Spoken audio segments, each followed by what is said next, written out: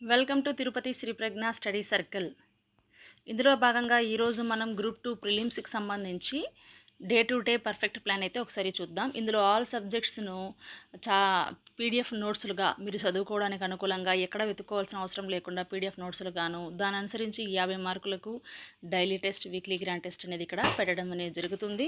ఇందులో చూసినట్లయితే history, Indian society, geography, current affairs, reasoning ఇవన్నీ కూడా ఇందులో ఎగ్జామ్స్ అనేవి కండక్ట్ చేయడం జరుగుతుంది. ఇది 9 నెలల వ్యాలిడిటీ.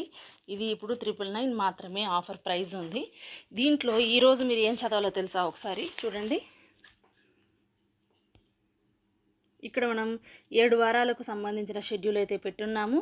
సక్సెస్ఫుల్గా మొదటి వారం అయితే కంప్లీట్ చేసుకున్నాము. ఇప్పుడు సెకండ్ వీక్లో ఉన్నాం. ఈ సెకండ్ వీక్లో ఈరోజు మనము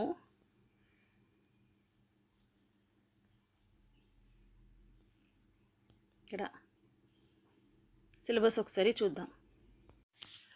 ఈరోజు మనం నూతన మత సంస్కరణలు హిస్టరీకి సంబంధించి అయితే ఇక్కడ మనం చదువుకోవడం అయితే జరుగుతుంది. ఏ టాపిక్స్ అంటే చార్వాక మతము, అజీవక మతము, జైన మతం, బౌద్ధ మతం, వీటి మొత్తానికి సంబంధించి ఈరోజు మనం చదవడం అయితే జరుగుతుంది. దీనికి సంబంధించిన పీడిఎఫ్ నోట్స్ చూద్దాం. ఇక్కడ చూడండి, నూతన మత సంస్కరణ ఉద్యమాలు. ఈ నూతన మతాలు ఆవిర్భావానికి గల కారణాలు ఏమేమో ఉన్నాయి. అలాగే దాంట్లో చూడండి, చార్వాకులు ఫస్ట్ ఉన్నది. చార్వాకులు ఎంత నీట్గా నోట్స్. అజీవకము మతం గురించి, అజీవక దాటి యొక్క సిద్ధాంతాలు, జైన మతము ఎంత నీట్గా చూడండి నోట్స్. ఇది మీరు డౌన్లోడ్ చేసుకోవచ్చు, ముఖ్యంగా డౌన్లోడ్ చేసి రాసుకోవచ్చు. గుప్త మౌర్యుడు, ఎందుకంటే ఈ నోట్స్ చాలా నీట్గా ఉంది. మీరు కూర్చొని రాయాలంటే చాలా టైం అనేది వేస్ట్ అవుతుంది. కాబట్టి దీన్ని ఒక్కసారి డౌన్లోడ్ చేసామా, ప్రింట్అవుట్ తీసామా, చదువుకున్నామా అని ఉండొచ్చు. అష్టాంగ మార్గాలు నోట్స్ చూడండి ఎంత క్లియర్గా వచ్చున్నాం. చాలా నీట్గా ఉంది.